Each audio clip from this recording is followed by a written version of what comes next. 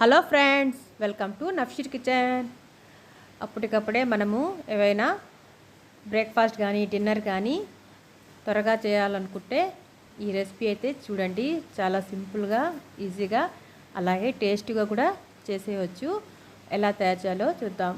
ముందుగా నేనైతే 2 table spoon వరకు క్యారెట్ ముక్కలు, 1 టేబుల్ స్పూన్ వరకు టమాటా ముక్కలు, క్యాప్సికమ్ ముక్కలు 2 టేబుల్ స్పూన్, అలాగే 2 టేబుల్ స్పూన్ వరకు సన్నగా కట్ చేసిన ఆనియన్ ముక్కలు, కొద్దిగా కొత్తిమీర, అలాగే 1 టేబుల్ స్పూన్ వరకు చిల్లీ ఫ్లేక్స్, 1/2 స్పూన్ వరకు సాల్ట్, అలాగే ఆరిగానో 1 స్పూన్, 1/2 స్పూన్ ధనియాల పొడి, 1 స్పూన్ కారం పొడి, 1/2 స్పూన్ 1/2 స్పూన్ పసుపు పొడి వేసేసి, అలాగే 2 టేబుల్ స్పూన్ వరకు శనగపిండి వేసేసి అంతా బాగా కలిసే విధంగా కలుపుకోవాలండి.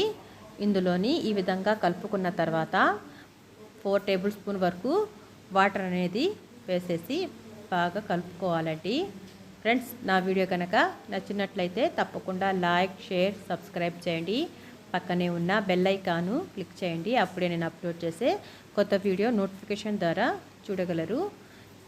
ఈ విధంగా కలుపుకోవాలి ఫ్రెండ్స్. ఈ విధంగా కలుపుకున్నాక దీన్ని పక్కన పెట్టేసి నెక్స్ట్ ప్రాసెస్ ఏంటో చూద్దాం.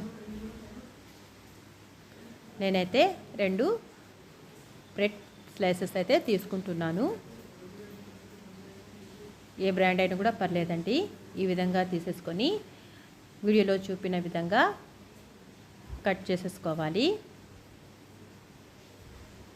ఈ విధంగా కట్ చేసుకొని పక్కన పెట్టేసి స్టవ్ వెలిగించి దోశ ప్యాన్ అయితే పెట్టేసి ఇంకా బ్రష్ సహాయంతో ఆయిల్ అయితే అప్లై చేశానండి.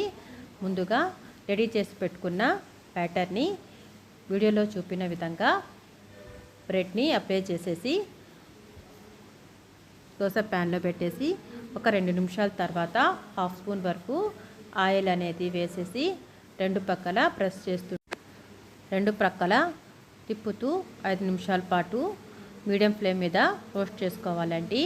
గోల్డెన్ కలర్ వచ్చేంత వరకు మనం దీన్ని రోస్ట్ చేసుకుంటే టేస్ట్ అయితే చాలా అంటే చాలా బాగుంటుంది. ఇన్స్టెంట్గా లంచ్, డిన్నర్, స్నాక్స్ లాగా దీన్ని మనమైతే సర్వ్ చేసుకోవచ్చు. నచ్చింది కదా? ఒకసారి ట్రై చేయండి. మీకు ఎలా కుదిరిందో కామెంట్ ద్వారా తెలియజేయండి. ఈ వీడియో చూసినందుకు థ్యాంక్ యూ.